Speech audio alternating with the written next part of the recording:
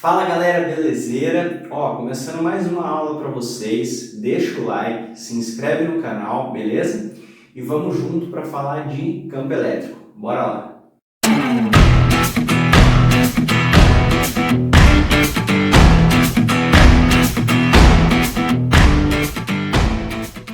Galera, campo elétrico, o que é campo elétrico? Campo elétrico, basicamente a gente costuma falar que seria um campo gerado pela existência de cargas no espaço. Então, assim, essas cargas, quando elas interagem com cargas menores, que a gente conhece como cargas de prova, elas causam uma movimentação dessa carga de prova.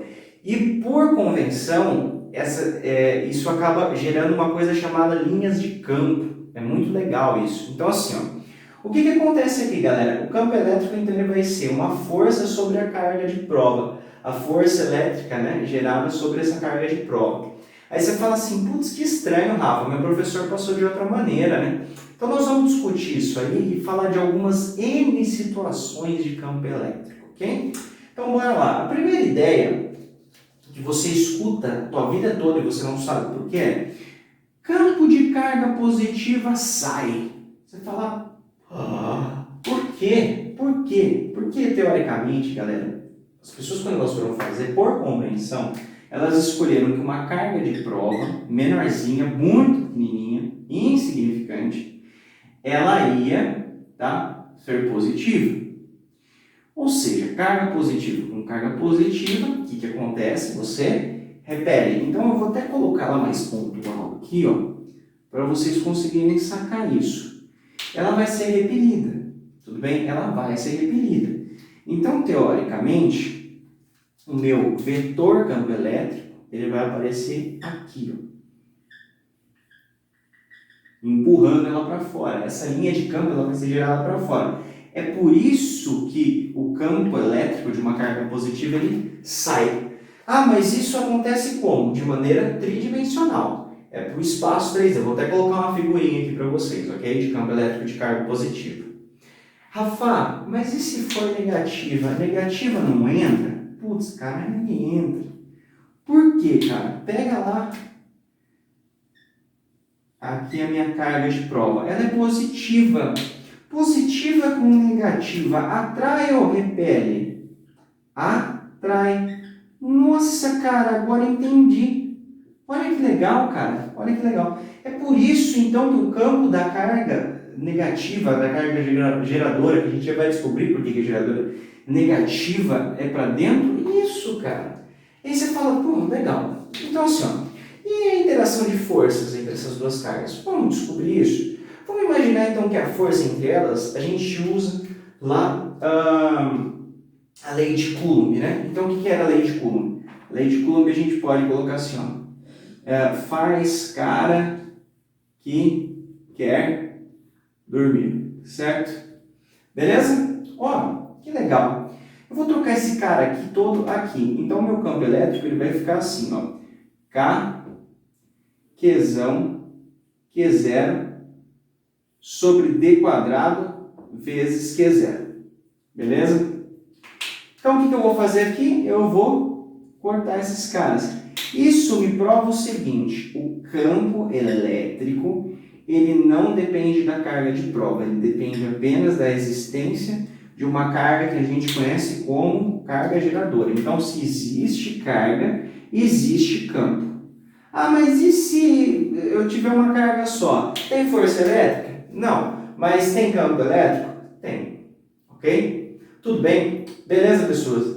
Agora eu vou fazer algumas observações sobre campo elétrico. Lembrando, campo elétrico é uma grandeza vetorial. Qual a unidade de campo elétrico? Força por carga de prova. Bom, a força está em Newton, tá? E a carga de prova está em Coulomb. Então é Newton por Coulomb. Às vezes aparece volt por metro, mas mais para frente a gente vai entender o porquê disso. Então vou apagar o quadro e vou colocar algumas situações. Primeiro do gráfico, que eu acho extremamente importante, e depois a gente vai falando de outras coisas, ok? Beleza, bora lá.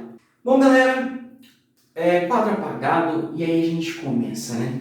Como que faria um gráfico disso? Bom, seria o mesmo gráfico da lei de Coulomb, certo? Seria exatamente o mesmo gráfico, né? O campo ele cai com a distância, com o quadrado da distância. É muito interessante isso, mas a gente começa a falar de algumas coisas que são importantes aqui para a solução do problema, ok?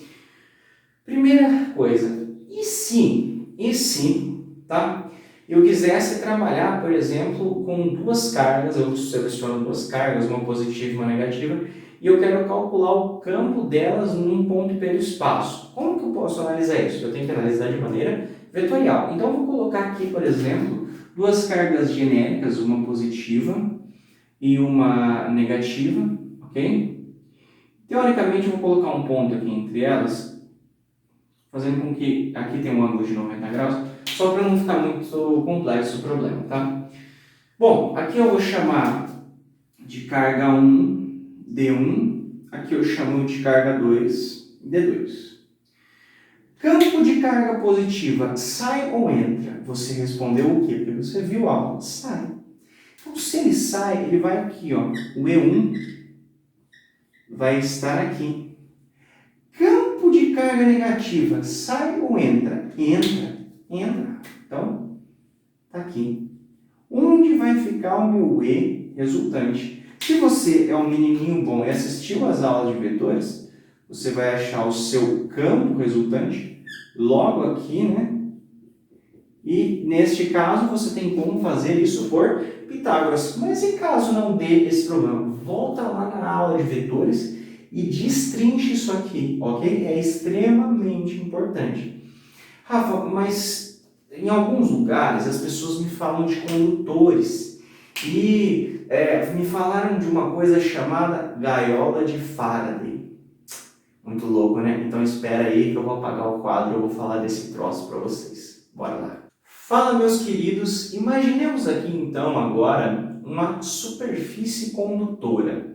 E essa superfície ela vai ser oca, ou seja, eu não tenho nada ali dentro, ela não é preenchida, ok? Certo? Ela é só superfície, ela é fechada, mas ela é só superfície, ok? E eu falo para vocês, eu falo simplesmente para vocês que eu gostaria muito de calcular o campo dentro dela, dentro da superfície. A primeira coisa que você tem que pensar, onde as cargas estão nessa superfície? Elas estão distribuídas, por exemplo, estou imaginando cargas positivas, só na superfície em si, ok? Elas estão para dentro? Não. Então, quanto vale o campo ali dentro? Existe uma lei chamada Lei de Gauss, tá? Que ele fala justamente que o campo elétrico ele depende de uma existência de carga interna do meu condutor. Se a carga interna é zero, o campo é zero. Então, o que a gente fala? Num condutor oco, sempre que ele está carregado, o campo elétrico dentro, ou independente de ele estar carregado ou não, o campo elétrico dentro dele, ele vai ser zero, ok? Sempre. Beleza, então como que fica o gráfico, por exemplo, de um condutor? Se eu faço, sei lá, uma semisfera, eu monto ela aqui com raio R, sei lá, né? Eu ponho aqui, esse cara aqui que é o campo, né? Vamos falar assim, do campo. E este cara aqui é a distância em metros. E aqui eu, sei lá, eu vou colocar uma semisfera, tá, galera? Só para facilitar o meu problema, tá? Beleza. O que acontece? Esse condutor, ele vai ter as cargas só na parte superior. Então, quando eu chegar na distância D, que equivale ao raio dessa semisfera, eu começo a, por exemplo, ter uma coisa chamada campo elétrico, certo? Que equivale a distância desse campo, certo? Equivale ao raio dessa esfera. E depois ele vai caindo com o quadrado da distância. E aqui dentro, quanto vale? Zero, ok? Aí se eu adotar o outro lado, é só isso. Se eu adotar o outro lado, o outro raio, tá? É o mesmo raciocínio. Você sobe aqui, você tem o mesmo gráfico. Tudo bem? Beleza? Tranquilo, né, pessoas? Bem suaveira, bem de boa, e eu acho que dá para levar tranquilo, beleza? Aí você faz uma pergunta para mim, Rafael, e por que você não fez para a parte negativa? Por que não tem campo negativo? Isso é uma pergunta importante. Porque mais para frente vocês vão ver que tem potencial negativo. Por que campo não? Porque o campo, quando eu quero indicar se ele é positivo ou negativo, eu só indico vetorialmente se ele sai ou se ele entra, beleza?